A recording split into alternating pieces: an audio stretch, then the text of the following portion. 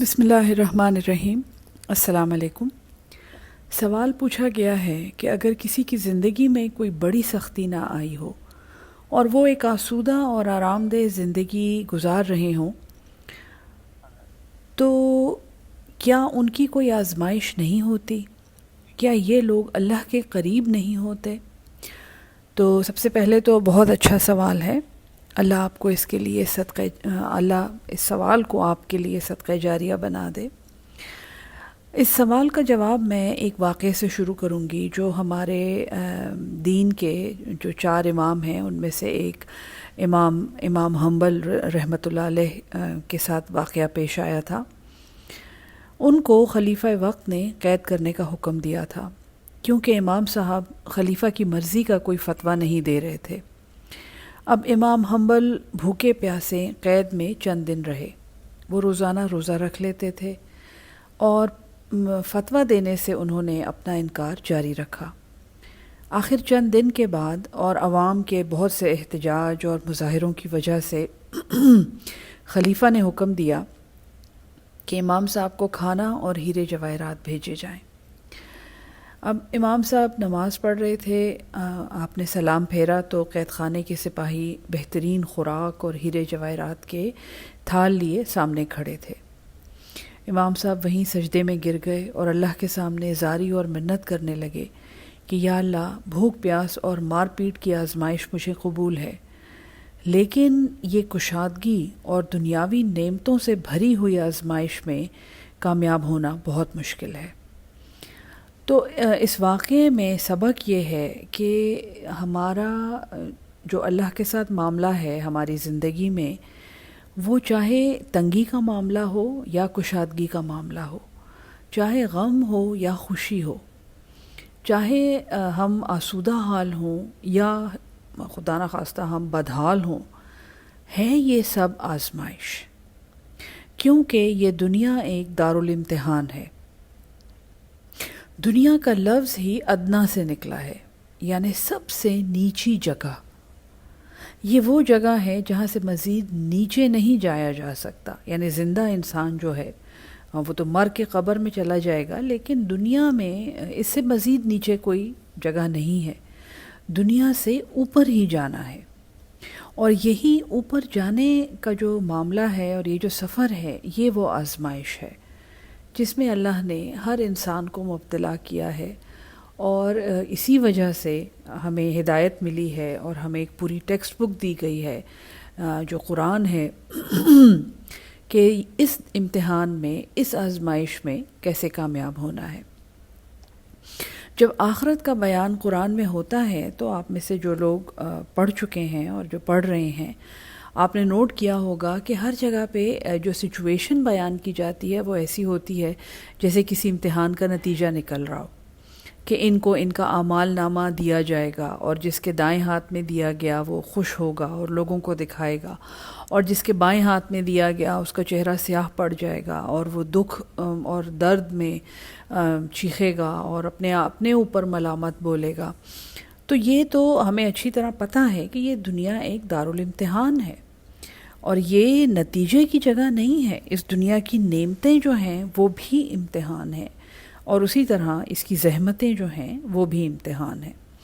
پھر ایک سوال پوچھا جاتا ہے کہ آخر پھر اگر ہم، یعنی اللہ کا فضل ہے، سب کچھ ٹھیک ٹھاک ہے اور زندگی ایک عام ڈگر پہ چل رہی ہے اور ہم نے کبھی کوئی بڑی ٹریجڈی یا بڑی مصیبت نہیں دیکھی، تو کیا اس کا یہ مطلب ہے کہ ہم اللہ کے قریب نہیں ہیں یا ہم اللہ کے قریب نہیں ہو سکتے؟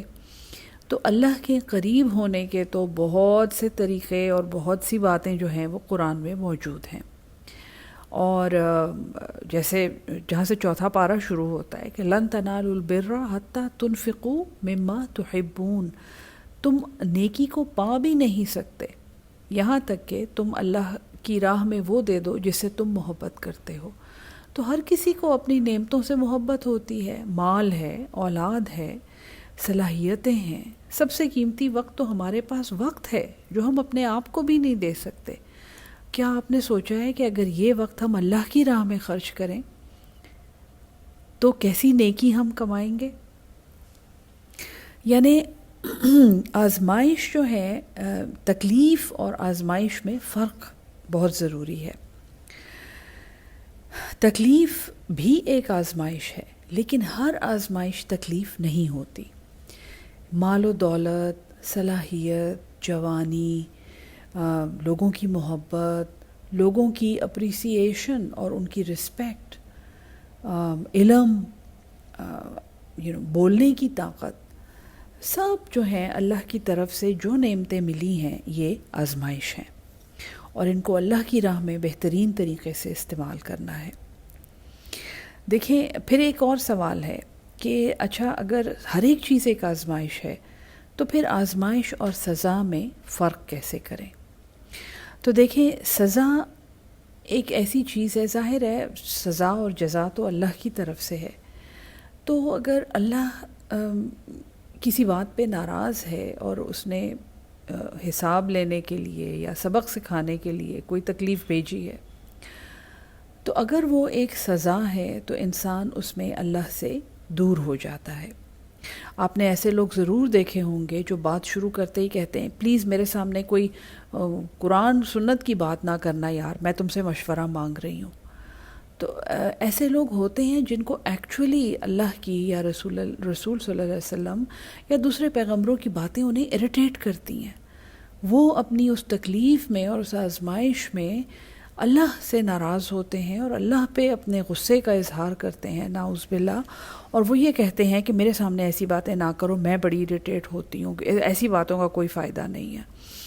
تو یہ ایک نشانی ہے کہ ان کی جو ابتلا ہے یا ان کی جو تکلیف ہے وہ اللہ کی طرف سے شاید ایک سزا کے طور پہ آئی ہے، یا ان سے کوئی کوتاہی ہوئی ہے جس میں انہوں نے اب اللہ کو منانا ہے پہلے، اور پھر انہیں سمجھ آئے گی اور وہ تکلیف دور ہوگی۔ جبکہ جس تکلیف میں اور جس آزمائش میں جس کمی ہو کوئی زندگی میں یا ابتلا ہو، آزمائش ہو، اور آپ اس میں اللہ کے قریب ہو جائیں، آپ مزید اللہ کا قرب تلاش کریں، تو وہ چیز پھر ایک اللہ کی طرف سے ایسی آزمائش ہے جو اس نے آپ کو اپنے قریب کرنے کے لیے بھیجی ہے۔ وہ ایک سزا نہیں ہے بلکہ وہ ایک لحاظ سے ایک جزا ہے۔ لوگ بڑی بڑی مصیبتوں میں ایسے صبر کرتے ہیں کہ ان کو دیکھ کے انسان کا دل دہل جاتا ہے کہ یہ کیسے کر سکتے ہیں، لیکن یہ وہ خوش نصیب اور نیک نصیب لوگ ہیں جن کے بارے میں حدیث بھی ہے کہ جب اللہ تعالیٰ اللہ تعالیٰ اپنے فرشتوں کو کسی کے بچے کی روح قبض کرنے کا حکم دیتا ہے، تو یعنی یہ فرشتوں پہ اور اللہ پہ یہ بات بہت بھاری ہوتی ہے۔ ظاہر ہے ماں باپ کی زندگی میں اولاد کا چلے جانا، اس سے بڑی کوئی ٹریجڈی ہم نہیں سوچ سکتے۔ تو اللہ تعالیٰ، حدیث میں یہ ہے کہ اللہ تعالیٰ فرشتوں کو کہتا ہے کیا تم نے فلاں ابن فلاں کی جان نکال لی، مطلب کیا تم نے اس کی جان قبض کر لی، اس کی روح قبض کر لی؟ اور فرشتے کہتے ہیں کہ ہاں یا اللہ، جیسا آپ نے حکم دیا تھا ہم نے ویسا ہی کیا۔ تو اللہ فرماتے ہیں کہ اس نے کیا کہا، میرے اس بندے نے کیا کہا؟ اور اگر فرشتے یہ کہیں کہ یا اللہ اس نے یہ کہا کہ انا للہ و انا الیہ راجعون، اور اس نے صبر کیا، تو اللہ تعالیٰ آگے سے کہتے ہیں کہ اچھا تو میرے اس بندے کے لیے جنت میں فلاں مقام پہ ایک محل لکھ دو، یا وہ جو مانگتا ہے اس کے لیے وہ لکھ دو، یعنی کہ بہت بڑے بڑے انعام اللہ کی طرف سے فرشتوں کو حکم ہوتا ہے کہ اس شخص کو دے دو۔ یا اس محل کا ایک نام بھی ہے کہ اس طرح کا ایک گھر اس کے لیے بنا دو۔ حدیثوں میں مختلف روایات ہیں۔ تو یعنی یہ صبر کرنے کی جو طاقت ہے اور اللہ کے امر پہ راضی ہونے کی جو طاقت ہے، یہ بھی اللہ کی طرف سے ایک تحفہ ہے، ایک نعمت ہے، اور یہ ان کو نصیب ہوتی ہے جن کو اللہ خاص طور پہ اپنے قریب کرنا چاہتا ہے۔ تو خیر، سوال کا جواب تو یہی ہے کہ اس دنیا میں جو کچھ ہمارے پاس ہے، اچھا ہے یا برا ہے، جو بھی حالات ہم دیکھ رہے ہیں اور جس قسم کی آزمائش سے ہم گزر رہے ہیں، ہمیں یہ یاد رکھنا چاہیے کہ ہر چیز ایک آزمائش ہے۔ اگر آج ہمارے پاس آسودگی ہے اور دولت ہے، تو کیا اس میں ہمیں اللہ کے وہ بندے یاد ہیں جن کے پاس یہ آسودگی اور دولت نہیں ہے، اور ہم ان کے لیے کیا کر سکتے ہیں؟ تو جواب یہی ہے کہ ہر چیز کو ایک آزمائش کی طرح ٹریٹ کرنا چاہیے، اور اللہ سے دعا کرنی چاہیے کہ اللہ ہمیں اپنی راہ پہ استقامت نصیب کر دے. اللہ ہم سب کو قرآن سمجھ کے اس پہ عمل کرنے والا اور اس کو آگے پہنچانے والا بنا دے. آمین ثم آمین.